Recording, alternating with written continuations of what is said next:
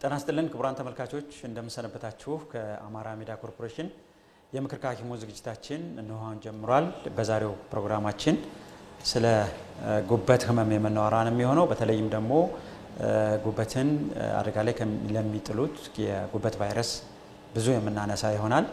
እንድትከታተሉን በአክብሮት እንጋብዛለን። እዚህ ፕሮግራማችን ላይ ደግሞ እንግዳ ሆነው ስለ ጉበት ህክምና የሚያወሩን ዶክተር ዝናብዙ አባይ ናቸው። ዶክተር ዝናብዙ በጎንደር ዩኒቨርሲቲ ሆስፒታል የውስጥ ደዌ ስፔሻሊስትና በተጨማሪም ደግሞ በጨጓራ አንጀትና ጉበት ላይ ሰብ ስፔሻሊቲያቸውን ሰርተዋል። በተጨማሪም ደግሞ በሐሴት የውስጥ ደዌ ስፔሻሊቲ ክሊኒክ ውስጥ ባለቤት ሆነው ያገለገሉም ይገኛሉ። በረዳት ፕሮፌሰርነትም በጎንደር ዩኒቨርሲቲ ሕክምናና የጤና ሳይንስ ኮሌጅ ውስጥ በመምህርነት ያገለገሉ ይገኛሉ። ዛሬ ከሳቸው ጋር ቆይታ እናደርጋለን በጉበት ህመም ዙሪያ ማለት ነው። ፕሮግራሙን ሰለሞን አወቀ የመራው አብሬያችሁ ቆያለሁ። በካሜራው በኩል ደግሞ ብዙ ዓለም ታየና እንዳለው ተሾመ አብረውናሉ ማለት ነው። ፕሮግራማችንን እንድትከታተሉ በአክብሮት ጋብዛለሁ። ክቡራን ተመልካቾች ዛሬ ስለ ጉበት ህመም ነው የምናወራው። በተለይም ደግሞ ጉበትን የሚያጠቁት የሄፓታይተስ የሚባሉ ቫይረሶች በዓለም አቀፍ ደረጃ በከፍተኛ ቁጥር ማህበረሰቡን እያጠቁት እንደሆነ መረጃ ያመለክታሉ። በዓለም እንግዲህ የዓለም ጤና ድርጅት እንደሚያሳየው 254 ሚሊዮን የሚሆኑ ሰዎች በሄፓታይተስ ቢ በሚባለው አይነት ቫይረስ ጋር አብረው ይኖራሉ ተብሎ ይገመታል። 50 ሚሊዮን የሚሆኑ ሰዎች ደግሞ እንዲሁ በሄፓታይተስ ሲ ከሚባለው በሽታ ጋር አብረው እንደሚኖሩ ያሳያል። በአፍሪካ ውስጥም 65 ሚሊዮን የሚሆኑ ሰዎች በዚህ ቫይረስ ተጠቅተው ይኖራሉ ማለት ነው። በየአመቱ ከ2 ሚሊዮን በላይ ሰዎች በዚሁ ቫይረስ እንደሚያዙም መረጃ ያመለክታል። ይህንን ነው ዛሬ በደንብ የምናየው። ማህበረሰቡ ስለ ጉበት ህመም ያለው ግንዛቤ ምን ይመስላል፣ እንዴት መጠንቀቅ አለብን የሚለውን ዶክተር ዝናብዙ ዛሬ ሰፊ ማብራሪያ ይሰጡናል። ከዛ በፊት ግን ዶክተር ዛሬ የእንግዳችን ዶክተር ዝናብዙ የትምህርት ቆይታቸውን በትንሹ ላይ ለማስቃኘት ያክል በሜዲካል ዶክተሬት የተመረቁት በጎንደር ዩኒቨርሲቲ ነው በ1997 ዓመተ ምህረት ማለት ነው። እንዲሁም የውስጥ ደዌ ስፔሻሊቲያቸውን ደግሞ በአዲስ አበባ ዩኒቨርሲቲ ጥቁር አንበሳ ሆስፒታል ተከታትለዋል። በተጨማሪ የሰብ ስፔሻሊቲያቸውን ደግሞ በጨጓራ በአንጀትና በጉበት ዙሪያ ህንድ አስተር ሲኤምአይ ሆስፒታል ተከታትለው መጥተዋል። 20 ዓመት የስራ ልምድ አላቸው። በውስጥ ደዌ ህክምና ረጅም ልምድ ካላቸው ባለሙያ አንዱ ናቸው በጎንደር ከሚገኙት። ስለ እሳቸው ከዚህ የስራ ልምዳቸው የህይወት ልምዳቸው ያጋጠማቸውን በክሊኒክም ያጋጠማቸውን ሁኔታ ስለ ጉበት በሰፊው ሊያብራሩ አብረውን ተገኝተዋል። እንድትከታተሉን አሁንም በድጋሚ ይጋብዛለሁ። ዶክተር እንኳን ደህና መጡ። እንኳን ለመገናኘት አበቃን። እንኳን ደህና ቆያችሁ። እኔም ተጋብዤ እዚህ ስለ ጉበት አንዳንድ ማብራሪያ እንድሰጥ ስለጋበዛችሁኝ አመሰግናለሁ። አመሰግናለሁ ዶክተር። ስለ ጉበት ተግባር ትንሽ እንስቲ። በሰውነታችን ውስጥ ጉበት ምን ተግባር አለው የሚለውን መጀመሪያ እናስቀድም። ጉበት እንግዲህ ከሰውነታችን የአካል ክፍል ትልቁ የአካል ክፍል ነው። ወደ 1.4 እስከ 1.5 ኪሎ ግራም ድረስ ይመዝናል። በቀኙ የላይኛው የሆድ ዕቃችን ክፍል ከጎን አጥንታችን ስር ነው የሚገኘው። እንግዲህ በህክምና በተለያዩ መንገዶች ብንከፍለውም በአጠቃላይ ግን የቀኝ በኩልና የግራ በኩል አንድ ነው። ጉበት ግን ቀኝና ግራ በኩል ወይም ፓርት ብለን እንከፍላቸዋለን ማለት ነው። ትንሽ የግራው ፓርት ወደ መካከለኛው የሆድ ዕቃ ክፍል ይሄዳል ማለት ነው። እንግዲህ ጉበት መጠኑ ብቻ ሳይሆን ስራውም እጅግ በጣም ብዙ ነው። ከ500 በላይ የተለያዩ ስራዎችን የሚሰራ በሰውነታችን ትልቁን ስራ የሚሰራው ጉበት ነው እና ከነዚህ ውስጥ ለምሳሌ አሁን አንዱ ምንድነው ንጥረ ነገሮችን ኒውትሪየንት እንላቸውን ስቶር ማድረግ ነው። ለምሳሌ አሁን የሰውነታችን የግሉኮስ መጠን ተጠብቆ እንዲቆይ የሚያደርገው ከአንደኛው ጉበት ነው ማለት ነው። ግሉኮስ በሚያንስበት ወይም ስኳር በሚያንስበት ጊዜ ስኳር ያመርታል። ስኳር በሚበዛበት ጊዜ በስቶርነት መልክ ግላይኮጅን አድርጎ ያስቀምጠዋል። እነዚህን አይረን ኮፐር የምንላቸው ወይም ብረት ኮፐር የምንላቸው እነሱንም ስቶር ያደርጋል። አስፈላጊ በሚሆንበት ሰዓት ጊዜ ወደ ሰውነታችን ይለቃል። እንደዚሁም ደግሞ መርዛማ ነገሮች አሁን መርዛማ ነገሮች ለምሳሌ መድኃኒት ሊሆን ይችላል የምንወስደው ወይም ደግሞ መርዛማ ነገሮች በሰውነታችን የሚመረቱ ሊሆን ይችላል ወይም የወሰድናቸው እነሱንም ሰውነታችን በማይጎዳ መልኩ ቀይሮ ወይ በአንጀት ወይ በሽንት እንዲወጡ ያደርጋል። መድኃኒቶቹንም ሁሉንም የገባው መድኃኒት ወደ ደም አይገባም። በደም በሚገባው መጠን ያ ቀንሶ ሰውነታችን እንዳይጎዳ አድርጎ የሚያስገባው ዋና ስራ የሚሰራው ጉበት ነው። ሌላ ደግሞ ፕሮቲኖችን አሁን ፕሮቲን የሚሰሩት አሚኖ አሲድ ከምንለው ንጥረ ነገር ነው። አሚኖ አሲዶቹን አሰባስቦ ፕሮቲን የሚሰራው እሱ ነው። ጉበት ብቻ የሚሰራቸው ለሰውነታችን እጅግ በጣም አስፈላጊ የሆኑ ፕሮቲኖች አሉ። ለምሳሌ አልቡሚን የምንለው የደም መጠንን የሚጠብቅልን አንደኛው አልቡሚን የምንለው ነው። አሁን እሱ በሚያንስበት ጊዜ ነው ሰው ጉበት ችግር ያለው ሰው ለምሳሌ አሁን ሆዱን ማብጦ እግሩን ማብጦ የምታየው አንደኛው መነሻ እሱ ነው። ሌላው ደግሞ ይሄ ለደም መርጋት በጣም አስፈላጊ የሆኑ ፕሮቲኖች አሉ። ኮአጉሌሽን ፋክተርስ የምንላቸው ፕሮቲኖች አሉ። እነሱን ፕሮቲኖችም ያመርታል ማለት ነው። እና እነዚህ ፕሮቲኖች አሁን ለምሳሌ አሁን ካነሱ የጉበት ችግር አሁን አንደኛው የጉበት በሽታ ምልክት ምንድነው የመድማት ያመጣል ማለት ነው። እና እጅግ በጣም በዚህ ባጭር ሰዓት ጠቅሰን የማንጨርሰው እጅግ በጣም ብዙ ስራዎች አሉት። ለዳይጀሽን ደግሞ ዋና ነው። ይሄ ካርቦሃይድሬት የምንለውን ዳይጀሽን ፕሮቲን ዳይጀሽን ወይም መፈጨት ላይ ትልቅ አስተዋጽኦ አለው። ሌላው ግን ፋት ወይም ቅባት ዳይጀስት እንዲደረግ ሐሞት የምንለውን የሚያመርተው ጉበት ነው። በነገራችን ላይ ሐሞት ከረጢት አይደለም የሚያመርተው ሐሞት ነው። ጉበት ነው ሐሞትን የሚያመርተው እና ያ ሐሞት ደግሞ አንደኛ ይሄ እንዳልኩት ለፋት ዳይጀሽን ወይም ደግሞ ለቅባትን ለማብላላት ይጠቅማል ማለት ነው። ሁለተኛ ነገር ደግሞ ቅድም ያልናቸው አሁን መድኃኒቶች ሊሆኑ ይችላሉ፣ የተለያዩ መርዛማ ነገሮች ሊሆኑ ይችላሉ። አንዱ የሚወገዱበት መንገድ በሐሞት ነው ማለት ነው። እና ስለዚህ ጉበት እጅግ በጣም ከ500 በላይ የሆኑ ስራዎች አሉ። እነዚህ ስራዎች ሲስተጓጎሉ ነው የጉበት በሽታ ምልክቶች የሚታዩ። የጉበት ቫይረስ ምንድነው መንስኤዎች ካሉት እነሱ ነው ትንሽ ነው። መልካም ወደ ጉበት ቫይረስ ከመሄዳችን በፊት ጉበት በምን መልኩ ሊጠቃ ይችላል፣ በምን መልኩ ሊታመም ይችላል የሚለውን ማየት ጥሩ ነው። የተለያዩ በሽታዎች ጉበትን ሊያጠቁ ይችላሉ። ልክ ኩላሊትን ሊጠቃ እንደሚችለው ጉበትን በተለያየ በሽታ ይጠቃል። አንደኛው የሚጠቃው አሁን አንተ በጠቀስካቸው አኪዩት ሄፓታይቲስ የምንለው ወይም ደግሞ በአጭር ጊዜ የሚከሰት አጣዳፊ የጉበት ቁስለት ማለት ነው። በቫይረሶች ሊሆን ይችላል። ለምሳሌ አሁን ጉበትን በዋናነት ጉበትን የሚያጠቁ ቫይረሶች የምንላቸው ሄፓታይቲስ የጉበት ቫይረሶች ሄፓታይቲስ ኤ ቢ ሲ ዲ ኢ የምንላቸው ማለት ነው። እንደዚሁም ደግሞ ሌላ ሰውነት አካላችን የሚያጠቁ ግን ደግሞ እንደ ሌላው ሰውነት አካል ጉበትን የሚያጠቁ ቫይረሶች አሉ። ባክቴሪያዎች ለምሳሌ አሁን በብዛት ከኛ ሀገር ከሚታዩ ባክቴሪያዎች አንደኛው ታይፎይድን የሚያመጣው ባክቴሪያ እሱም ጉበትን ሊያጠቃ ይችላል። ሌላው ደግሞ በእኛ በብዛት የምናየው አሜባ ነው። አሜባ ለምሳሌ አሁን የትልቁን አንጀት የሚያጠቃ ቢሆንም እሱም ጉበትን መግል ሊሰራ ይችላል እና ስለዚህ በኢንፌክሽን ሊጠቃ ይችላል። አንደኛው እሱ ነው። ኢንፌክሽኖች በባክቴሪያ ፈንገስ፣ ቫይረስ ኢንፌክሽኖች ሊያጠቁት ይችላሉ። ሁለተኛ ደግሞ ያው አልኮል ነው የሚታወቀው አልኮል ነው። አልኮልም ጋር የተያያዘ የጉበት ጉዳት አለው። አልኮል ጉበት ጉዳቶች መጀመሪያ ስብ መያዝ፣ ቁስለት ማምጣት፣ ከዛ የመጨረሻ ደረጃ ጠባሳ መጣል የምንለው እነዚህን ያመጣል። ከዛ ውጪ አሁን ደግሞ በስፋት ያየን ያለነው ሌላ ችግር ምንድነው የጉበት ስብ የምንለው ኋላ ላይ የምናነሳቸው ይሆናል። ከተለያዩ በሽታዎች ጋር እንደ ስኳር ከከፍተኛ ክብደት መጨመር ጋር ተያይዞ የሚከሰት የጉበት ስብ የምንለው አለ። እሱም ጉበትን ያጠቃል። ሌላው ደግሞ መርዛማ ነገሮች ወይም መድኃኒቶች ናቸው ሌላ ጉበትን የሚያጠቁት። ስለዚህ እነዚህ ጉበትን ሊያጠቁ ይችላሉ። በእጢ ሊጠቃ ይችላል። እጢዎች ሞኝ እጢ የምንለው ወይም ደግሞ ለሰውነት ለህይወት አስጊ ያልሆኑ እጢዎች ሊሆኑ ይችላሉ። ቤናይን የምንላቸው ደግሞ እንደ ካንሰር ያሉ እጢዎች ሊያጠቃው ይችላል ጉበትን። ሌላው ደግሞ ምንድነው የራስ የመከላከል ኃይል የራሳችን ሰውነት ያጠቃል። ያን የምንለዋለን እኛ አውቶ ኢሚዩን ዲዚዝ እንለዋለን። ጉበትን ሊያጠቃ ይችላል፣ ኩላሊትን ሊያጠቃ ይችላል፣ አይንህን ሊያጠቃ ማንኛውም የሰውነት ክፍል ሊያጠቃ የሚችል የራስ የመከላከል ኃይል በስተት የራስን ሰውነት ሲያጠቃ ይህን አውቶ ኢሚዩን ዲዚዝ እንለዋለን። ይሄ ደግሞ ጉበትም ላይ ሊከሰት ይችላል።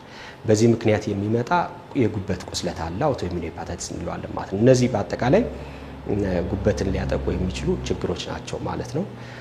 ስለ ጉበት ቫይረስ ስናይ አሁን እንግዲህ የጉበት በሽታዎችን በተለይ ጉበት ቁስለት የምንለው ነው በዋናነት የምናየው ወይም ደግሞ ሄፓታይቲስ የምንለው የጉበት ቁስለት እንግዲህ አኪዩት እና ክሮኒክ ብለን እንከፍላቸዋለን ማለት ነው።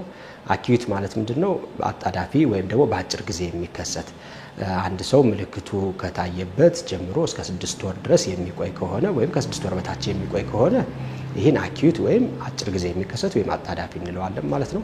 ከ6 ወርና ከዛ በላይ የሚቆይ ከሆነ ደግሞ ክሮኒክ እንለዋለን ወይም የቆየ የጉበት ቁስለት ወይም ክሮኒክ ሄፓታይቲስ እንለዋለን ማለት ነው። ስለዚህ ስለ አሁን እነዚህ የጉበት ቫይረስ የምንላቸው በዋናነት የሚያጠቁት ፕሪዶሚናንትሊ ወይም በዋናነት የሚያጠቁት ጉበትን ነው ማለት ነው። ለዛ ነው ሄፓታይቲስ ቫይረስ የምንላቸው ጉበትን የሚያጠቁ ቫይረሶች ይባላሉ ማለት ነው። እና የተለያዩ ቫይረሶች አሉ። የጉበት ቫይረሶች ኤ ሄፓታይቲስ ኤ የምንለው የጉበት ቫይረስ ኤ ማለት ነው። ሄፓታይቲስ ቢ፣ ሲ፣ ዲ እና ኢ ብለን እንከፍላቸዋለን ማለት ነው። እነዚህ ጉበትን ያጠቃሉ። ሄፓታይቲስ ኤ እና ኢ ይሄ አኪዩት ነው የሚያመጡት ወይም ደግሞ በአጭር ጊዜ የሚቆይ አጣዳፊ የጉበት ቁስለት ነው የሚያመጡት። ክሮኒክ ኦልሞስት አይሆንም ማለት እንችላለን። ክሮኒክ አይሆንም። እንትን ግን ሄፓታይቲስ ቢ፣ ሲ እና ዲ ግን አኪዩትም የአጣዳፊ የጉበት ቁስለትም ያመጣሉ። ከሰውነታችን የመከላከል ኃይላችን ካጠፋቸው አኪዩት ሆነው ይቀራሉ ማለት ነው በአጣዳፊ ብቻ። ወይም ደግሞ የሰውነት መከላከል ኃይላችን ማጥፋት ካልቻለ ደግሞ ከ6 ወር በላይ ሲቆዩ ክሮኒክ እንላቸዋለን ማለት ነው። ሄፓታይቲስ ቢ፣ ሲ፣ ዲ ክሮኒክ እና አኪዩትም ያመጣሉ አጣዳፊውን። እንደገና ደግሞ ሰውነት ክሊር ካላረጋቸው ደግሞ ክሮኒክ ይሆናሉ ማለት ነው። ስለዚህ እስኪ በሀገራችን ያለው ሁኔታ ዶክተር ምን ያህል አሳሳቢ ነው የጉበት በሽታ በሀገራችን? በጣም ጥሩ። በተለይ አሁን ሄፓታይቲስ ኤ በብዛት የምናየው ህፃናት ላይ ነው። አዋቂዎችንም ያጠቃል እና በተለይ ይህ ደግሞ ፕራይመሪ ስኩል ወይም ደግሞ አንደኛ ደረጃ ተማሪዎች ኬጂ ተማሪዎችን በብዛት የሚያጠቃ ነው። አንደኛው ይህ ነው። ይህም ያው ኢትዮጵያ ውስጥ አንድ ከሚከሰቱት ቫይረሶች ውስጥ የጉበት ቫይረሶች ውስጥ አንዱ ነው። ሌላውና ዋናው ግን እጅግ በጣም አሳሳቢው ሄፓታይቲስ ቢ ነው። ሄፓታይቲስ ቢ የምንለው አሁን ቅድም እንደጠቀስከው በዓለም ላይም አንዳንድ ዳታዎች ይለያያሉ። እስከ 280 ሚሊዮን የሚጠጋ የጉበት ቫይረስ ተጠቂዎች አሉ። አብዛኞቹ እነዚህ ሰዎች የሚገኙት በታዳጊ ሀገራት ነው። በአደጉ ሀገራት ላይ ሄፓታይቲስ ቢ በከፍተኛ ደረጃ ቀንሷል ማለት ነው እና ክትባት ቀድሞ ስላስገቡ ቀንሷል። እኛ ሀገር ግን ሲታይ ጥናቶች አሉ፣ የተለያዩ ጥናቶች አሉ። እነዚህም ጥናቶች ያው በተለይ ነፍሰ ጡር ላይ፣ ደም ከሚለግሱ ላይ እንደዚሁ በአገር አቀፍ ደረጃ የተደረገው ጥናት የሚያሳየው እንግዲህ ቢያንስ በትንሹ 9.8% ማለት ያ ማለት ቢያንስ በትንሹ 130 ሚሊዮን ነን ብለን ብናስብ 11-12 ሚሊዮን ኢትዮጵያውያን ሳያውቁ የጉበት ቫይረስ ወይም የሄፓታይቲስ ቢ ተጠቂዎች ናቸው ማለት ነው እና እኛ ሀገር ላይ በጣም እጅግ በጣም በስፋት ካለበት ሀገር አሁን 65-70 ሚሊዮን አፍሪካ ውስጥ አለ ብንል እንግዲህ የዛን 1/4 በላይ የሚሆነውን የምንይዘው እኛ ነን ማለት ነው እና ከ11-12 ሚሊዮን በላይ ሰው በጉበት በሄፓታይቲስ ቢ ተጠቅቶ ይገኛል ብለን እናስባለን። ቁጥሩን ስናየው ቀላል የሚባል አይደለም። አሁንም አሳሳቢ ነገር ውስጥ እንዳለን ያሳያል ዶክተር። አይነቶቹን እንግዲህ ይህን ያልካየን ምልክቶቹ ምንድናቸው? ከነዚህ ቫይረሶች የሚያመጣቸው ምልክት በሰውነታችን? መልካም። የነዚህ ቫይረሶቹ በተለይ አኪዩት ሄፓታይቲስ የምንለውን በምናይበት ጊዜ ወይም አጣዳፊ የጉበት ቁስለት የምንለውን ስናይ የጉበት ቫይረሶች መጀመሪያ ፕሮዶርማል ሲምፕተም እንላቸው አሉ። ፕሮዶርማል ሲምፕተም ማለት ዝም ብለው ያው በተለያዩ በሽታዎች ሊመጡ የሚችሉ ምልክቶች እንደማለት ነው። ለምሳሌ አሁን ትኩሳት ይኖራቸዋል፣ ድካም ስሜት ይኖራቸዋል፣ የማቅለሽለሽ አልፎ አልፎ የትውኪያ ስሜቶች ይኖራሉ፣ በከፍተኛ የሆነ ምግብ የማስጠላት አንዳንዶቹ አሁን ሲሸታቸው ራሱ በተለይ እንደ ቅባታማ ያሉ ምግቦች ሲሸቷቸው ራሱ በከፍተኛ ደረጃ ምግብ የማስጠላት ባህሪ ያመጣሉ። ከዛ ውጭ ግን ያው እንደ ጉንፋን መሰል መጀመሪያ እንደ ጉንፋን አይነት ስሜትም ይኖራቸዋል። ጉሮሮን መከርከር እነዚህ እንትን ማለት እንደ ጉሮሮን መከርከር፣ ራስ ምታት አይነት ስሜቶችም ይኖሩታል ማለት ነው። በዚህ ጊዜ ብዙዎቹ በሽታቸው አይታወቅም። ምክንያቱም ይሄ ዝም ብሎ ያጣዳፊ ትኩሳት በሽታዎች ተብለው ነው ሌላ ሕክምና ሲያደርጉ ነው የሚቆዩትና እነዚህ ነገሮች ይኖሩና ከዛ በኋላ 1 ሳምንት 2 ሳምንት እንደዚህ ከቆየ በኋላ ወደ አይን ቢጫ የመሆን ነገር ይመጣል ማለት ነው። እዚህ ላይ ግን መጠንቀቅ ያለብን ነገር ሁሉም የጉበት ቫይረስ በጉበት ቫይረስ የሚመጣ ቁስለት አይንን ቢጫ ያደርጋል ማለት አይደለም። አኒክተሪክ ሄፓታይቲስ እንለዋለን። ያ ማለት ምንድነው? አይን ቢጫ ሳይሆን የሚከሰት የጉበት ቁስለት ማለት ነው። ግን ብዙዎቹ ያው አይናቸው ቢጫ ይሆናል ማለት ነውና አይናቸው ቢጫ መሆን ይጀምራል። ቅድም ያልናቸው ስሜቶቹ ትኩሳቱ ይጠፋል፣ ራስ ምታቱ ይጠፋል፣ ድካሙ የምግብ ፍላጎት ማስጠላቱ፣ የጤነኝነት ስሜት አለመሰማቱ ግን ይቀጥላል ማለት ነው። በቀኝ የላይኛው የሆድቃችን ክፍል የተወሰነች ያን ያህል የከባድ ህመም አይኖረውም። ምናልባት የመለብለብ ምቾት ያለ መሰማት አይነት ስሜቶች ይኖራሉ። ከባድ የሆነ ስሜት ቁርጠት ሊሆን ይችላል፣ ውጋት ግን አያመጣም። እንደዛ ካመጣ ሌላ ችግር አለ ማለት ነው። የሐሞት ጠጠር አለ ወይ ሌላ ኢንፌክሽን አለ ማለት ነውና እንደዚህ አይነት ስሜቶች በቀኝ ላይኛው ጉበት ክፍል ላይ የሆድቃ ክፍል ላይ ትንሽ የመለብለብ ወይም የምቾት የመንሳት አይነት ስሜቶች ይመጣሉ። ከዛ እነዚህ አሁን ይሄኛውን ኢክተሪክ ፌዝ እንለዋለን ማለት ነው። አይን ቢጫ ሲሆን ከዛ አይን ቢጫ የሆነው ነገር በ2 እስከ 4 ሳምንት ባለው ብዙ ጊዜ ይጠፋል ማለት ነው። ያው ይሄ እንደ ጉበት ቫይረሶች ይለያያል። ሄፓታይቲስ ኤ ቢ ላይ እነዚህ ሂደቶች ጊዜው ሊለያይ ይችላል ማለት ነውና ከዛ እንትኑ ይጠፋና ቢጫ የሆነው ይጠፋና የምግብ ፍላጎቱ ትንሽ እየተሻሻለ ይመጣል። የድካም ስሜቱ ግን የመቆየት አይነት ባህሪ ይኖረዋል ማለት ነውና እንደዛይና የፖስት ኢክተሪክ ፌዝ እንለዋለን ወይም አይን ቢጫ ከሆነ በኋላ የሚመጣው ስሜት ማለት ነውና ከዛ ግን ይጠፋል። ራሱን ችሎ የሚጠፋ በነገራችን ላይ አኪዩት ሄፓታይቲስ ወይም ደግሞ አጣዳፊ የማሳከክ ነገሮች ሊኖር ይችላል። ብዙ ጊዜ ክሮኒኩ ላይ ነው የምናየው። ብዙ ጊዜ ክሮኒኩ ላይ እናየዋለን። አኪዩት ላይ ሊኖር ይችላል። ግን ይሄ ኮመን የምትለው ወይም ደግሞ በስፋት የሚከሰት አይደለም እና እነዚህ ነገሮች ይኖራሉ ማለት ነው። ተመሳሳይ ናቸው ከስር ከሰደደው ጋር ወይም ክሮኒክ ከምንለው ጋር ምልክታቸው ተመሳሳይ ሊሆን ይችላል። ክሮኒክ ከምንለው ጋር እነዚህ ትኩሳቱ ምኑ ላይኖር ይችላል። አንዳንዴ ማገርሸት ምንለው አለ ሪአክቲቬሽን ከሌለ በተለይ ሄፓታይቲስ ቢ ላይ እነዛ ትኩሳቱ ምኑ እነዚህ ነገሮች ላይኖሩ ይችላሉ። ብዙ ጊዜ ክሮኒክ ላይ ምንድነው አብዛኛው ምንም አይነት ምልክት አይኖረው አብዛኛው ማለት ነው። አሁን በስፋት የምናገኘው ምንድነው ወይ ነፍሰ ጡር ሆነው ስንመረምራቸው ወይ ደግሞ ቼክአፕ መተው ሲመረመሩ የውጭ ሀገር ጉዞ ኑሯቸው ለጤና ምርመራ በሚያደርጉበት ጊዜ ነው በብዛት የሚገኘው። ያ ማለት ምንድነው ክሮኒክ ነው፣ ቆይቷል፣ የቆየ ነው። ግን ደግሞ አብዛኛው ምልክት አይሰጥም። ምልክት የሚሰጠው አሁን ስታይ ምናልባት ከመቶ ሰው አሁን ጉበት ቫይረስ ቢኖርበት 15-20 ሰው ላይ ነው ጉበት የቆየ ምልክት ሊሰጥ የሚችለው። አብዛኛው አይሰጥም።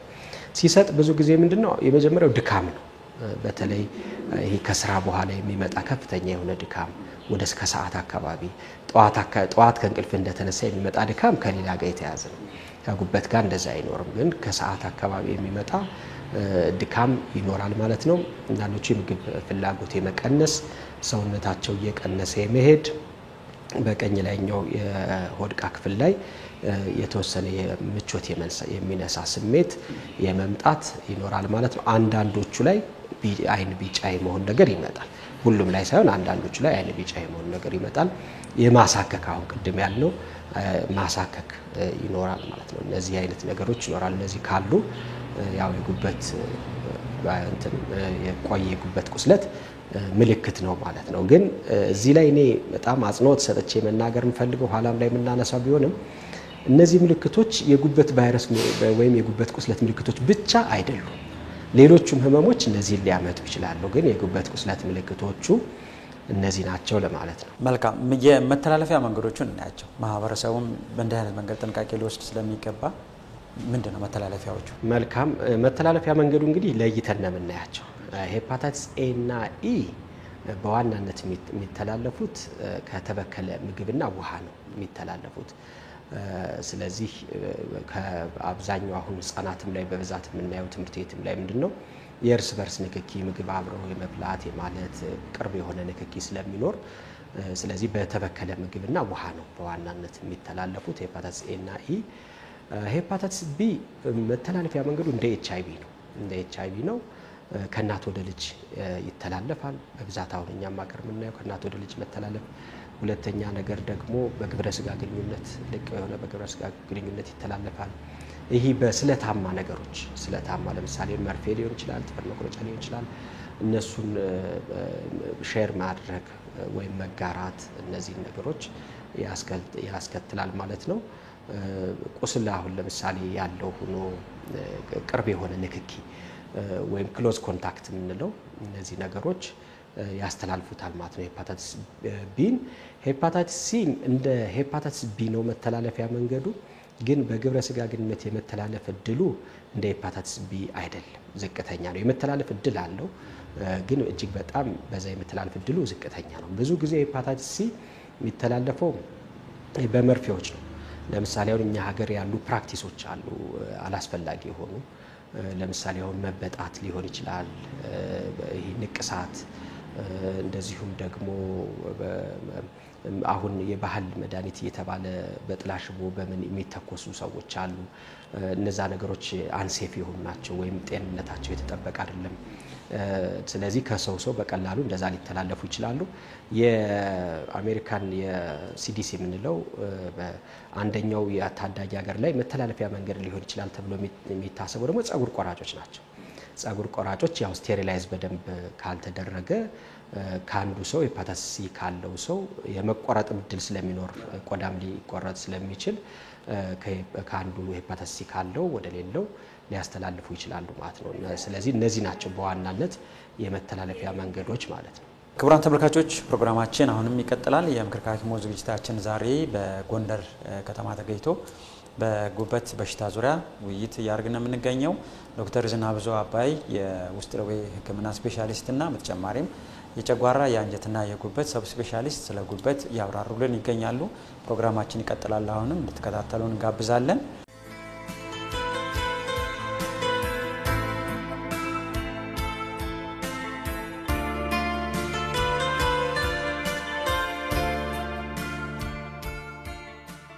ለጀማውራት ይባላል የመጣሁት ያው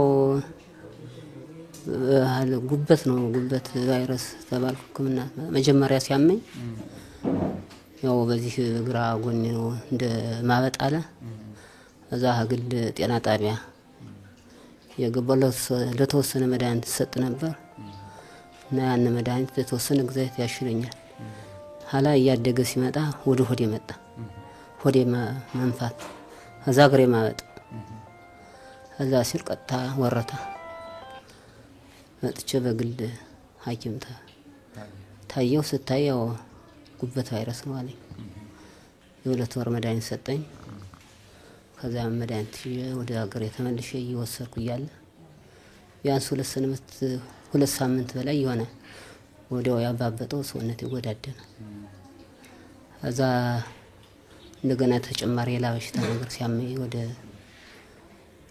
ጎንደር ወደዚህ መጣሁ መጥቼ ከዚህ ስል ቀነቀጠሮ ሲል እዚህ የባህል መድኃኒት የሚያውቃል የወፌ ነው የሚባል ምናምን የባህል መድኃኒት ወሰድኩ ያን ወስጄ አልኮል ተከልክዬ ነበር ሐኪም ባልኮል ያርኩ ያ መድኃኒት ለሁለት ሳምንት ወሰድኩ ለለት ያበሻ መድኃኒት ያ መድኃኒት ግን ለለት ቁልቁል ሽቅብ አረገኝ ለለት የተሻለ መሰለ እዛ በኋላ ዙሮ ሰውነት የፈርሷበጠ እዛ በግል የሚሰራው ፋርማሲ ሆነ እዛኛ በለሳለ እሱን ሳናግረው እንትኑን የተከለከልከውን አልኮር ነገርና ጥረጫው ደግሞ ተከልክሌ ነበር ጥረጫው ምንም በልቼ ነበር ያን ዝምነካይ ነው አንድ ብሎ ሰደው አልኮር ጥረጫው ተውና ሰደዋል ያ መድኃኒት እንደገና እንደየወረታውን ቀጠልኩት የወረታውን ስንት ጊዜ ወስደን ያቆምኩ ለመጀመሪያ ጊዜ ለሁለት ሳምንት ወስጄ ለሁለት ወር ነበር የተሰጠ አዎ ሁለት አዛ ዙሪያ ያንን ቀጠልኩት ስቀጥል ያበጠው አሁን ጎደለልኝ አዛን የተከታተልኩ አሁን በ14 ይመስለኛል መድኃኒቱ ሊያልቅ ሲሆን ቦታው ደግሞ የኛው መንገዱ ከባድ ነው ወደ ለመንጣ አከዛው ያናገርኩት እንትን ፋርማሲ አስወርኩ እሱ መድኃኒት ሰጥቶኝ እዛ ተጨማሪ መርፌ ምናምን 10 መርፌ ነው አዘልኝ ያን እየወሰድኩ በ16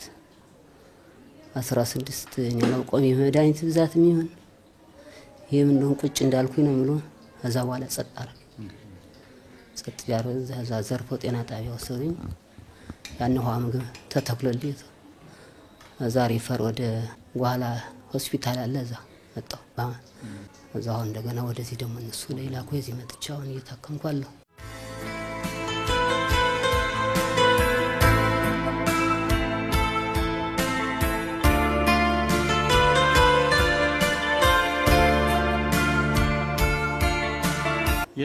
የወፌ ተብሎ የሚተኮስ ነገር ነው የለው? የሚተኮስ ምን ሁለት ጊዜ ተተኩሻል። ምን ላይ ነው ይሄው ተተኮስኩት?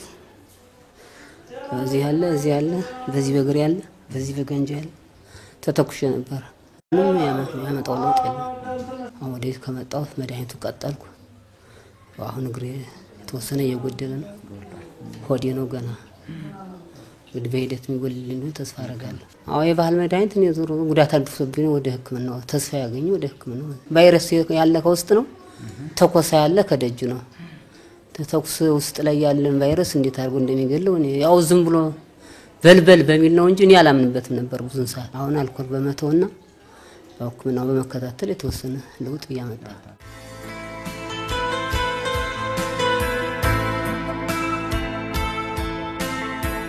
እንዴት ማወቅ ይቻላል የሚለውን እኔ ዶክተር እስካሁን የነገሩን ነገሮች በጣም ወሳኝና ማህበረሰቡ በደንብ ሊያውቃቸው የሚገባ ጉዳይ ናቸው። እንዴትስ ማወቅ እንችላለን የሚለውን እኔ ምልክቶች የተወሰኑ ነገሮች ከሌሎች ጋር ይመሳሰላሉ፣ ግን በደንብ ማህበረሰቡ እንዴት ማወቅ ይችላል?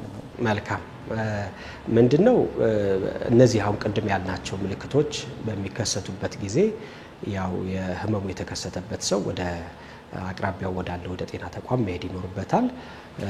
አሁን ብዙ ጊዜም ሰው ትንሽ ያልተረዳው ነገር ብዬ ማስበው ዝም ብሎ በማየት አሁን አንዳንድ ባህል ህክምና ቪዲዮ አይናቸውን በማየት ሽንት በማየት ቆዳን በማየት እንደዚህ አይነት ነገሮች ጉበት ቫይረስ ወይ ጉበት ወፍ ነው ጉበት ቁስለት ነው ይላሉ። በዛ መልኩ መለየት አንችልም። ወባም እኮ ተመሳሳይ ስሜት ይሰጣል።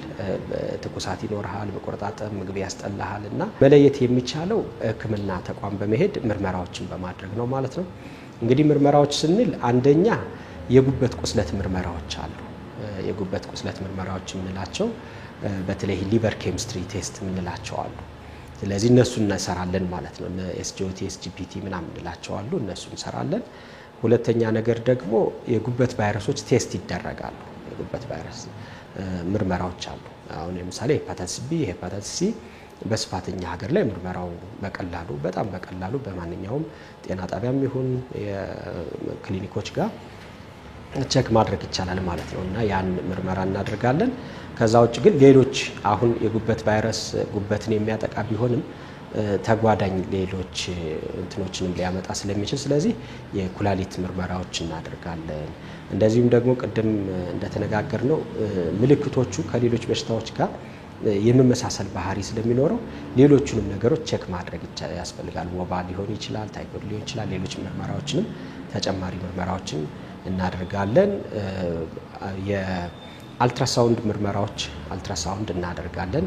አልትራሳውንድ ምንድነው? ምናልባት የሃሞት ከመተላለፊያ ቱቦ መዘጋትም እንደዛ ተመሳሳይ አይነት ስሜት ሊፈጥር ስለሚችል እነሱን ቼክ ማድረግ ስላለብን ቼክ እናደርጋለን። የጉበቱን ሁኔታም ቼክ እናደርግበታለን ማለት። ስለዚህ እነዚህን ምርመራዎች በማድረግ ነው ማወቅ የሚቻለው ማለት ነው። ቅድም ነክቶታል ዶክተር። በተለይ በማህበረሰቡ ዘንድ የወፍ በሽታ እየተባለ ይጠራል። ሕክምናም ሰጠን ሕክምናም ያገኙ ሰዎች እንደዚህ ተገይቶብን ያው ተሰርተን ተሽሎናል ይላሉ። ሲጀመር የወፍ የሚባልና የጉበት ቫይረስ የሚለው የሚያገናኘው ነገር አለ ወይ?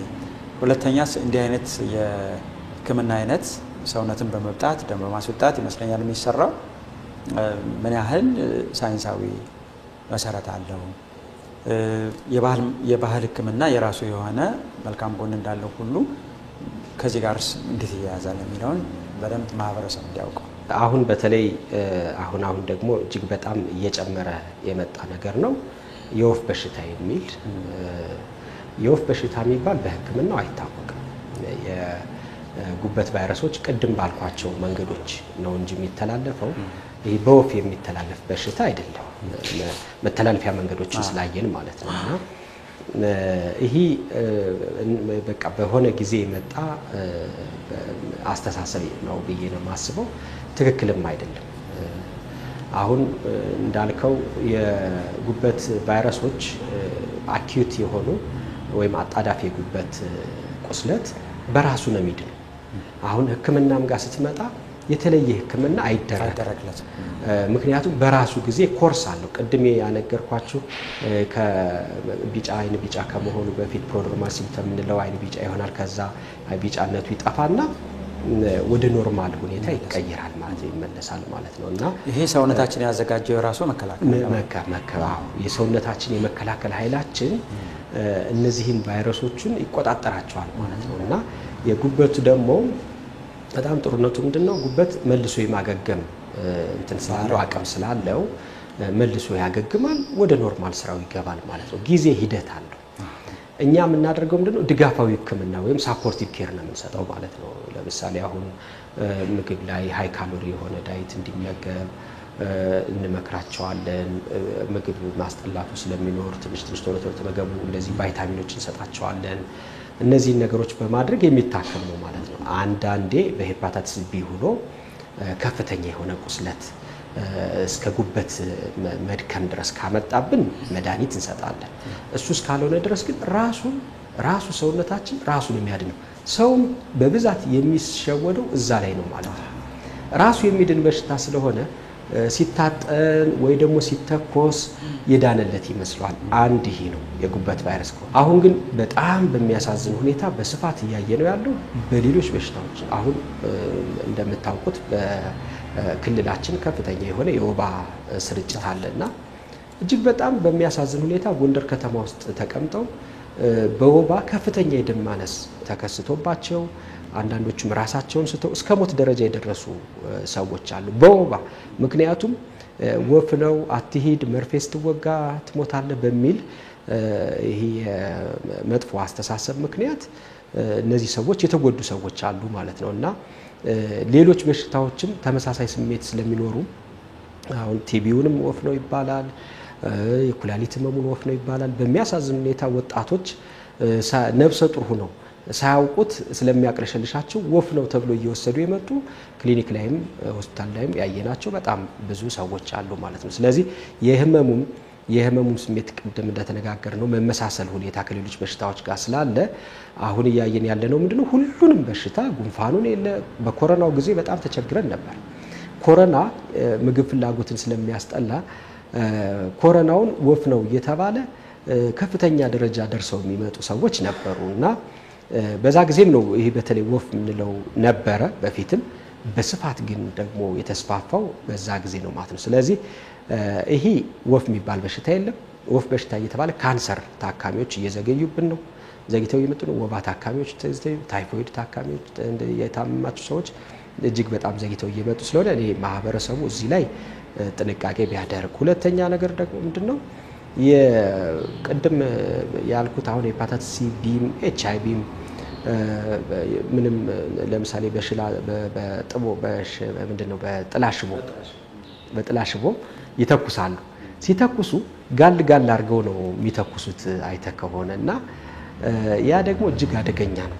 ምክንያቱም በዛች ጋል ባለችው እንትን በማድረግ ብቻ በፍጹም ኤችአይቪም ይሁን ሄፓታይተስ ቢም ሲም ይሁን በፍጹም አይጠፋም። ስለዚህ ምንድነው አንድ የመተላለፊያ መንገድ እየሆነ ነው ማለት ነው ለነዚህ በሽታ። አሁን ምናልባትም ትክክለኛ ሄፓታይተስ ቢ ወይም ሲ ያለበት በሽተኛ ከነበረ ከሱ ቀጥሎ የሚመጣው የሱን በሽታ ይወርሳል ማለት ነው። እና አንሴፍ የሆኑ እንደዚህ አይነት ፕራክቲሶችም ጎጂ ያሉ የሚጠጡ ነገሮች ወስደው ጉበታቸው ፌል አድርጎ ሆስፒታል ላይ የሞቱብን በጣም ብዙ ወጣቶች አሉ። በቃ የጉበት ቫይረስ ወፍ ነው ይባላሉ፣ ይጠጣሉ። እነዛ የሚጠጡት ነገር አንዳንዶቹን ቼክ ለማድረግ ሞክረናል። የሚሰጡ ፍሬዎች አሉ እጅግ በጣም አደገኛ ቶክሲክ የሆኑ ለሰውነታችን እጅግ በጣም አደገኛ። እንግዲህ ሰውነታችን ችግር ላይ ነው ያለው፣ ጉበታችን ቁስለት ላይ ነው ያለው እና ጉበቱን ይበልጥ የሚጎዳ ነገር ይደረጋል ማለት ነው። ጠላ ነው ጠጡ የሚባለው፣ ውሃ ተጠጡ ይባላል። ጠላ ወይም አልኮል ጉበት ላይ ጫና ይፈጥራልና በእነዚህ ምክንያት ህመማቸው ተባብሶ ይመጣሉ ማለት ነው። እና የሚሻላቸው ሰውነታችን ራሱ ስለሚቆጣጠራቸው እንጂ ያ የሚተኮሱት የሚሉት ነገር ስላዳናቸው አይደለም። እዚህ ላይ በጣም ግልጽ መሆን አለበት። ምክንያቱም እጅግ በጣም ብዙ ማህበረሰብ በተለያዩ በሽታዎች እየተጎዳና ዘግይቶ እየመጣብን ስለሆነ ማለት ነው። በጣም ጥሩ። የሚበጣ ቦታ ላይ ምላስ እንዳለ ሰምቻለሁ ሌላ ቦታ ላይም እና ደም እንዲወጣ ነው የሚፈልገው እንግዲህ በእነሱ አሰራር ማለት ነው። ስለዚህ ማህበረሰቡ ይሄን በደንብ ግንዛቤ አግኝቷል ብዬ አስባለሁ። ዶክተር እርሶ ደግሞ ብዙ ሰርተዋል እዚህ ላይ አሁን ደግሞ ስፔሻሊቲዎችም ልዩ ስፔሻሊቲዎችም እዚህ ጋር ስለሆነ በደንብ ማህበረሰቡ ሊሰማ ይገባል የእርሶ ምክር የሚል እኔም መልእክት አለኝ። እዚህ ጋር ትንሽ እንትን እንድንለው ስለ ህክምና ምንድናወራ ዶክተር ይሄኛው የሄፓታይተስ ኤ እና ሲ ነው አይደለ? በራሱ ሊያገግም የሚችለው ኤ እና ኢ ናቸው። ስለዚህ ህክምና የሚፈልጉትስ የትኞች ናቸውና ህክምና በደንብ ያስፈልጋል ክትትል ያስፈልጋል የሚባለው እና የህክምና አማራጮቹም እስከምን ድረስ ናቸው ውጤታቸው የሚለው ህክምና እንትኑን ስናየው ሄፓታይተስ ኤ እና ኢ ቅድም እንዳልኩት ያው በራሳቸው ጊዜ የሚጠፉ ሰውነት መከላከል ኃይላችን ሙሉ በሙሉ ከሰውነታችን ያጠፋቸዋል። ከዛም በኋላ በነገራችን ላይ ተመልሰው አይይዙንም። ምክንያቱም የመከላከል ኃይላችን የሚያመርተው የራሱ የሆነ ጸረ እንግዳ አካል ስለሚኖር አይይዙንም ማለት ነው እና የመያዝ ድላችን እጅግ በጣም አናሳ ይሆናል። ስለዚህ ያን ነው ብዙ ጊዜ የምናደርገው ምንድነው ቅድም እንዳልኩት ድጋፋዊ ህክምናዎችን ነው የምናደርግላቸው ሳፖርቲቭ ኬር የምንላቸውን ክትትል ግን ይፈልጋል። በተለይ እስኪጠፋ ሙሉ በሙሉ የጉበት ቁስለቱ እስኪሻሻል ድረስ ሐኪም በሚሰጠው ቀጠሮ ብዙ ጊዜ ቀጠሮ እየሰጠናቸው የጉበት ኬሚስትሪ ቴስቶችን ቴስት እያደረግን እየተሻሻለ ይመጣል ማለት ነው። አብዛኛው ከ1 እስከ 3 ወር ውስጥ ባለው ሙሉ በሙሉ ይጠፋል ማለት ነው። ሄፓታይተስ ቢም ሲም ብንለው የመጥፋት ቻንስ አለው። አሁን ሄፓታይተስ ቢ ምን ያህል ይጠፋል የሚለውን ነው ማየት ያለብን። በህፃናት በተለይ ደግሞ እንደተወለዱ ከናታቸው ብዙ ጊዜ ባይዘው በእርግዝናው ሰዓት ልክ እንደ ኤችአይቪ ነው። በእርግዝናው ሰዓት ከሚተላለፈው ይልቅ በወሊድ ሰዓት ነው በብዛት የሚተላለፈውና ከተወለደ በኋላ ነው የሚተላለፈው ማለት ነውና በህፃናት በተለይ መጀመሪያ 6 ወር ላይ ያሉ ህፃናት ከያዛቸው ከ90% በላይ ክሮኒክ ይሆንባቸዋል። በቃ 10% ናቸው ምናልባት ሊጠፋላቸው የሚችሉ 90% ይጠፋል። ከ6 ወር ደግሞ እስከ 2 ዓመት ያለውን ስታይ 50% እንደዛው የክሮኒክ ይሆንባቸዋል ማለት ነውና አንድ ሰው ግን አዋቂ ሆኖ ቢይዘው ለምሳሌ አሁን ከ1 እስከ 5 ሰው ብቻ ነው ክሮኒክ የሚሆንበት። ያ ማለት ምንድነው ከ95 እስከ 99% ድረስ ወይም ደግሞ ከ100 ሰው ከ95 እስከ 99 ሰው በራሱ የመከላከል ኃይሉ ሄፓታይተስ ቢውን ያጠፋዋል አዋቂ ሆኖ ከያዘው ማለት ነው። ሄፓታይተስ ሲ ግን ትንሽ ሄፓታይተስ ሲ ምንድነው ከ30 እስከ 50% የሚሆነው ሄፓታይተስ ሲ በራሱ ሊጠፋ ይችላል። ግን ከ50% በላይ የሆነው 50 እስከ 70% ነው የሚለው የተለያዩ ዳታዎች ስላሉ ነው እንግዲህ ድረስ ግን ክሮኒክ የመሆን እንደ ሄፓታይተስ ቢ ሳይሆን ሄፓታይተስ ሲ ክሮኒክ የመሆን እድሉ ከፍተኛ ነው ማለት ነው። የቆየ የመሆን እድሉ ከፍተኛ ነውና እነዚህ ያሉ ምንም መታከም ያለባቸው የትኞቹ ናቸው? ኖርማሊ መታከም ያለበት ሄፓታይተስ ቢ እና ሄፓታይተስ ሲ ነው ማለት ነው። ሄፓታይተስ ዲ ምንለው አለ በዚሁ አጋጣሚ ስለረሳ ነው። ሄፓታይተስ ዲ ምንለው ከሄፓታይተስ ቢ ጋር ነው የሚገኘው። ያለ ሄፓታይተስ ቢ መኖር አይችልም ሄፓታይተስ ዲ ማለት ነው እና እንዲያውም እኛ ምን እንላለን the life span of hepatitis D is the life span of hepatitis B እንላለን። የሄፓታይተስ ቢ የሚቆይበት እድሜው የሄፓታይተስ ዲ የሚቆይበት እድሜው የሄፓታይተስ ቢ እድሜ ነው ማለት ነው። ሄፓታይተስ ቢ ከጠፋ ይጠፋል መኖር ስለማይችል ማለት ነው። ለዛ ነው ብዙ ጊዜ አሁን ምናልባት ስናወራ ሄፓታይተስ ዲውን ሜንሽን ካላደረኩት ከሄፓታይተስ ቢው ጋር ነው ማለት ነውና ስለዚህ ሄፓታይተስ ቢ ሲ እና ዲ ህክምና ይፈልጋሉ። የሄፓታይተስ ሲ በጣም በሚገርም ሁኔታ በቅርብ ዓመታት ውስጥ በተለይ በተገኙት ግኝቶች ሄፓታይተስ ሲ መዳን የሚችል በሽታ ሆኗል ማለት ነው። ክሮኒክ ሄፓታይተስ ሲ የምንለው የሚያድኑ በሽታ መድኃኒቶች አሉ እኛም ጋር አሉ። አሁን እኛም ሆስፒታል ጋር እንዲያውም ለሄፓታይተስ ሲ ላላቸው ሰዎች በነፃ ነው እየሰጠን ያለ ነው ማለት ነውና ሄፓታይተስ ሲ መዳን የሚችል የተለያዩ መድኃኒቶች መጥተዋል። 100 ሰው ብናክም ለምሳሌ አሁን አብዛኛው መድኃኒት 98% ያድነዋል ማለት ነው። ሙሉ በሙሉ ኪውር ያደርገዋል። ሄፓታይተስ ቢ ግን እንደ ኤችአይቪ ነው። ከሰውነታችን የዘረመል ጋር ኢንተግሬት ስለሚያደርግ ስለሚዋሃድ አብሮ ስለሚጣበቅ በተለይ ደግሞ ኢኮቫለንትሊ ሊንክድ የምንለው ወይም ደግሞ የተጣበቀውን የጉበት ሴሎች ጋር የተጣበቀውን የዘረመሉ ጋር ማለት የተጣበቀውን ማጥፋት እስካሁን ድረስ አልተቻለም ማለት ነው።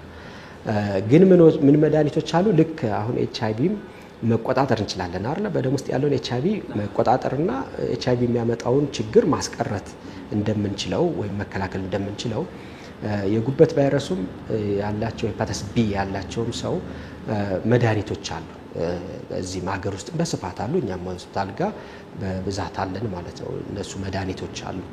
በእነሱ መድኃኒት የቫይረሱን መጠን ይቀንሳሉ።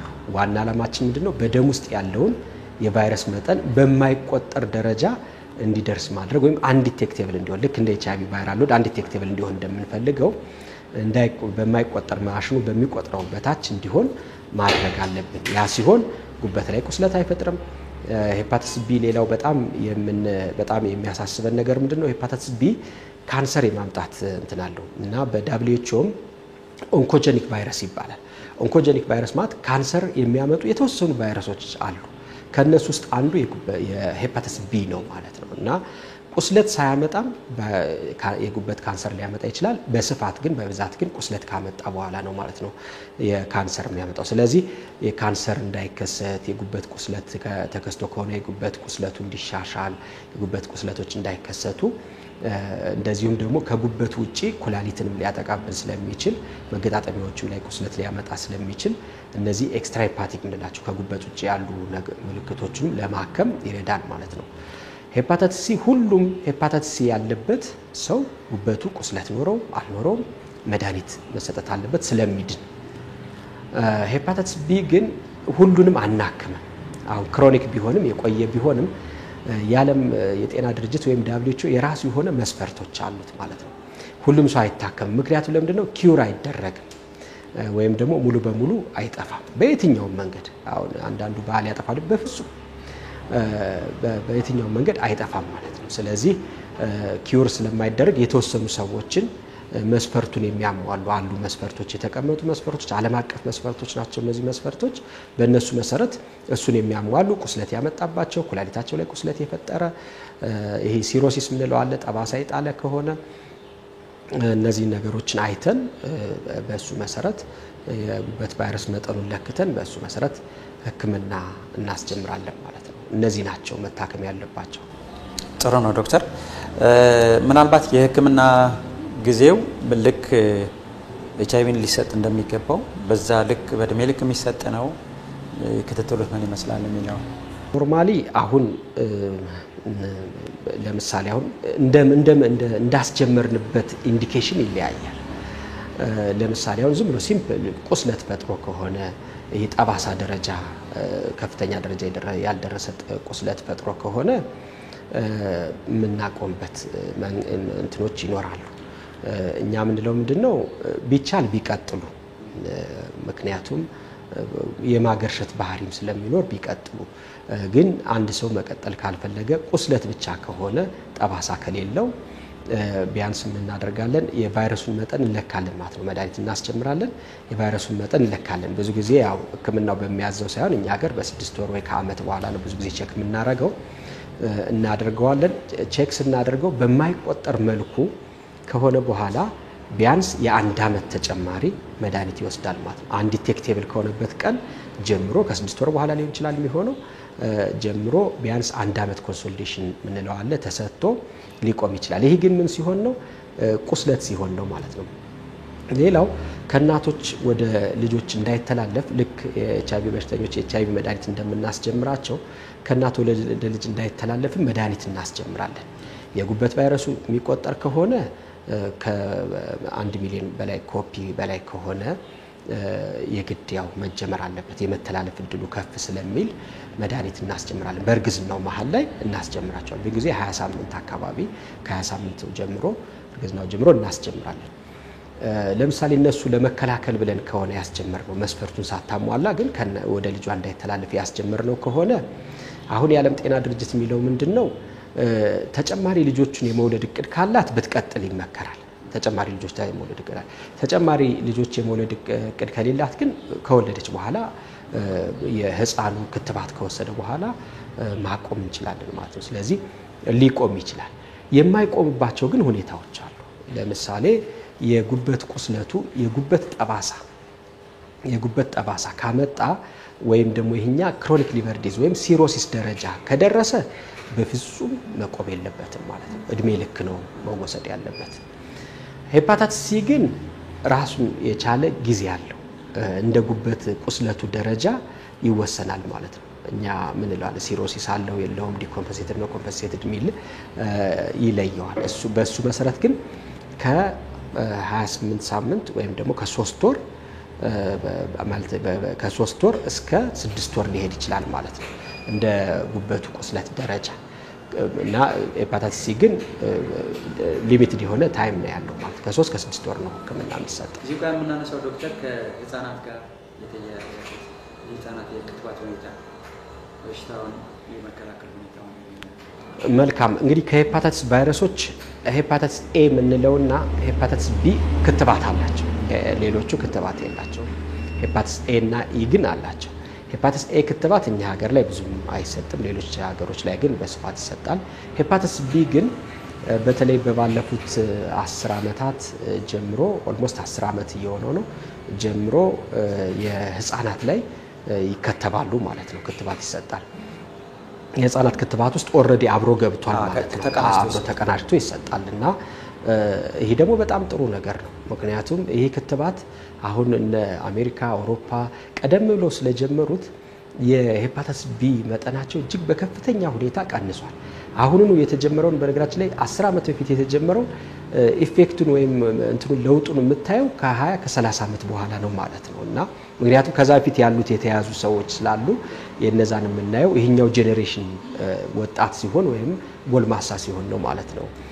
በከፍተኛ ሁኔታ በሀገር አቀፍ ደረጃ ያለው የጉበት ቫይረስ መጠን የሚቀንሰው ማለት። ስለዚህ ክትባት አለ በተለይ በህፃናት ላይ ይሰጣል። ግን ደግሞ ክትባቱ ለአሁንኛ እንደኛ እድሜ ያሉ ወይም ከ10 ዓመት ከ11 ዓመት በላይ የሆኑ ህፃናትን ይጨምራል ማለት ነው። ክትባት ያልወሰዱ ሰዎች አሉ እና እነዚህ ሰዎች ክትባት መውሰድ ይኖርባቸዋል። ክትባት ግን የሚወስደው ሁሉንም ሰው መስጠት አንችልም። አሁን አገር አቀፍ ለምሳሌ አሁን አገሪቱን ኢኮኖሚ ሊሸከመው ስለማይችል ተጋላጭ የሆኑ ሰዎች ግን ክትባት እንዲወስዱ እንመክራለን። ለምሳሌ አሁን የሄፓታይተስ ቢ ያለው ባል ወይም ሚስት ከሆነች ሚስት ካላት ባልየው፣ ባል ከሆነ ሚስትየዋ እና ደግሞ ቤት ውስጥ ያሉ ሃውስሆልድ የምንላቸው ቤት ውስጥ ያሉ ልጅ ሊሆን ይችላል አብሮ የሚኖር ሰው ክትባቱን ማግኘት ግዴታ አለበት ማለት ነው። የማንኛውም ጤና ተቋም የሚሰራ ሰራተኛ ክትባት መውሰድ አለበት ተጋላጭነቱ ከፍተኛ ስለሆነ። በነገራችን ላይ ሄፓታይተስ ቢ እና ኤችአይቪ አሁን አንድ ሰው አንድ ባለሙያ ሊሆን ይችላል ወይም የተለያየ በመርፌ ቢወጋ ሄፓታይተስ ቢ የመያዝ እድሉን ከኤችአይቪ ጋር ስናየው በ100 እጥፍ የበለጠ ነው። ሄፓታይተስ ቢ በከፍተኛ ደረጃ ነው የሚተላለፈው ማለት ነው። ስለዚህ የመተላለፍ እድሉ ከፍተኛ ስለሆነ ስለዚህ የጤና ተቋማት የሚሰሩ የጤና ባለሙያዎች ወይም ሌሎች ሳፖርቲንግ ስታፍስ እነሱም ያው ክትባት ማግኘት ይኖርበታል። አንዳንዶቹ ደግሞ ይሄ ሃይ ሪስክ የሆነ የሚሰሩ ሰዎች አሉ። ለምሳሌ አሁን ፖሊስ ሊሆን ይችላል ወይ እንደዚህ አምቡላንስ ላይ የሚሰሩ አምቡላንስ ሹፌሮች ወይም ረዳቶች እነዚህ ተጋላጭነታቸው ከፍ ያሉ ይሄ ምናልባት አንዳንድ ሴተኛ እንትኖች ሴት አዳሪዎች ጋር እነሱ ቢከተቡ ይመከራል እና እነዚህ ሰዎች እንዲከተቡ እንመክራለን ማለት ነው። ስለዚህ ክትባት አለ። ሄፓታይተስ ቢ እና ኤ ክትባት አለ። በሀገራችን ሄፓታይተስ ቢ ክትባቱ ለህፃናትም እንደዚሁም ደግሞ ለአዋቂዎቹ አለ። ሄፓታይተስ ከሌሎች በሽታዎች ጋር ተደርቦ የመምጣት ልክ ነው፣ ጫና ይኖራል። አሁን ለምሳሌ በስፋት በተለይ ኤችአይቪ ጋር በስፋት የመከሰት እድል አለው። በተለይ ሄፓታይተስ ቢ እና ሄፓታይተስ ሲ እኛ ሀገር ላይ በስፋት ባናየውም ውጮች ላይ ለምሳሌ ከሄፓታይተስ ቢ በላይ ሄፓታይተስ ሲ ነው በብዛት ያለው። ያም የሚሆንበት ምክንያት ምንድነው? ይሄ አደንዛዥ እጾች በመርፌ ስለሚወስዱ ሼር ስለሚደራረጉ ስለሚጋሩ እነዛ ሰዎች ለሄፓታይተስ ሲ ተጋላጮች ናቸው ማለት ነው እና ስለዚህ ያው ተጋላጭነቱ ያው ያለባቸው ሰዎች ያው መባል ይኖርበታል። ያጠቃለልን ፕሮግራማችንን ዶክተር መከላከያው ላይ ጥንቃቄው ላይ ነው መልእክት የምንሰጠው። እንዴት መጠንቀቅ ያለበት ማህበረሰቡ በጎን ለጎን የሚሰጠው የባህል ሕክምናው በብዙ መንገድ ተሰሚ ነው እንደሚያውቁት ዶክተር ከዘመናዊ ሕክምና በተጨማሪና የበለጠና ይሄ እጅግ በጣም ለመስፋፋቱም የራሱ አስተዋጽኦ ይኖራል ብዬ አስባለሁ።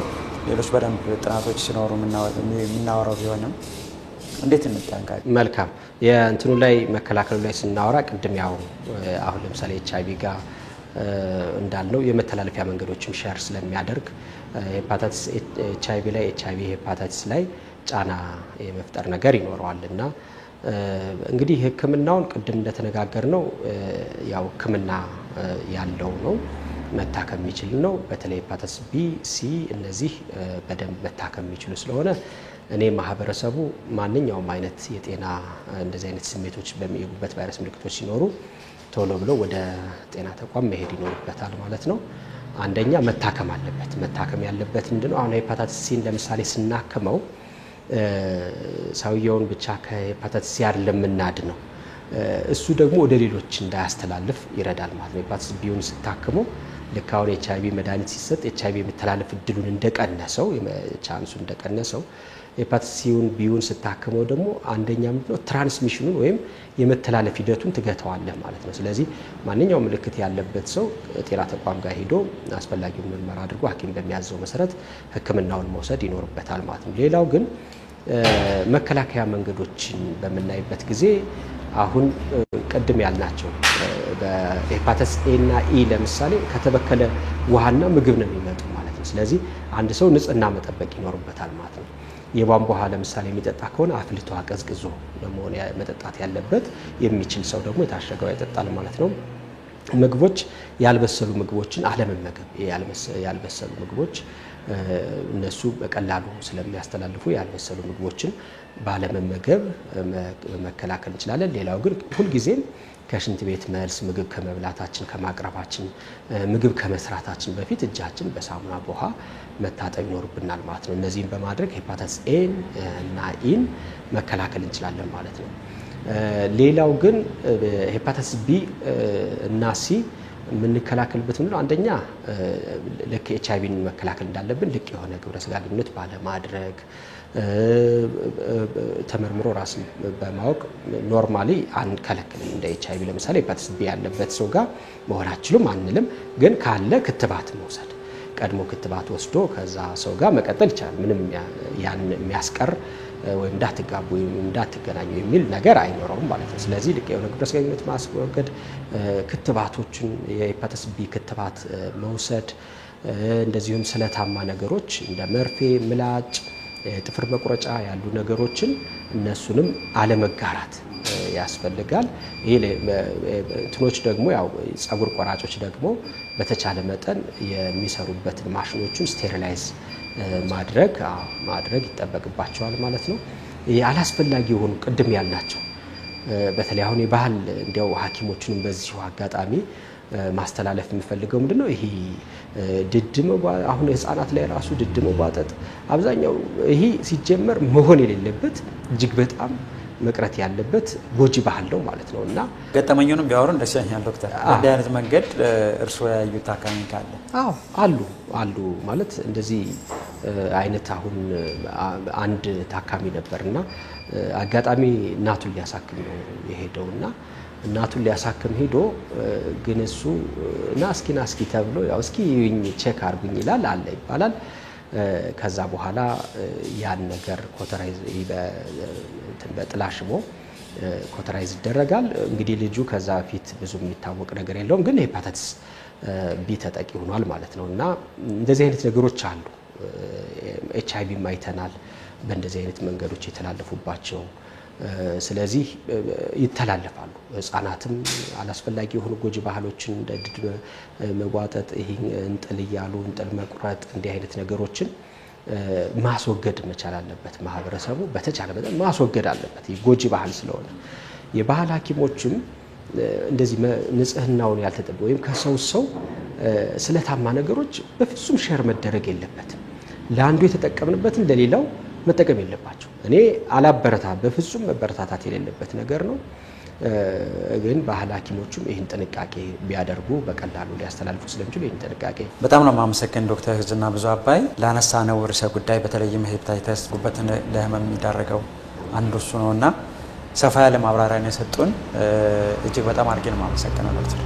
እኔም አመሰግናለሁ። ክቡራን ተመልካቾች ፕሮግራማችን በዚሁ ነው የሚጠናቀቀው። በተለይም ደግሞ ጉበትን ለበሽታ ከሚዳረጉት ነገሮች ውስጥ አንደኛው የሆነው በቫይረስ የሚተላለፉ የጉበት በሽታዎች ናቸው። በዚህ ደግሞ የህክምና አማራጭ አላቸው፣ የመመርመሪያም መሳሪያ አላቸው። እነዚህ በሽታዎች በቀላሉ ማወቅ ይቻላል። አላስፈላጊ ቦታ ላይ ሄዶ ለጉዳት ከመዳረግ ይልቅ መጀመሪያ የህክምናው ሳይንስ የደረሰበትን መጠቀም ወሳኝ ነው የሚል ዛሬ ጠቅለል ያለ ሀሳብ ከዶክተር ብዝና ብዙ ሰምተናል። በዚሁ ነው የሚጠናቀቀው እንግዲህ ዛሬ ፕሮግራማችን። ሳምንት በሌላ ርዕሰ ጉዳይ ከሌላ ባለሙያ ጋር ጠብቃችኋለሁ። መልካም ሳምንት ይሁንላችሁ።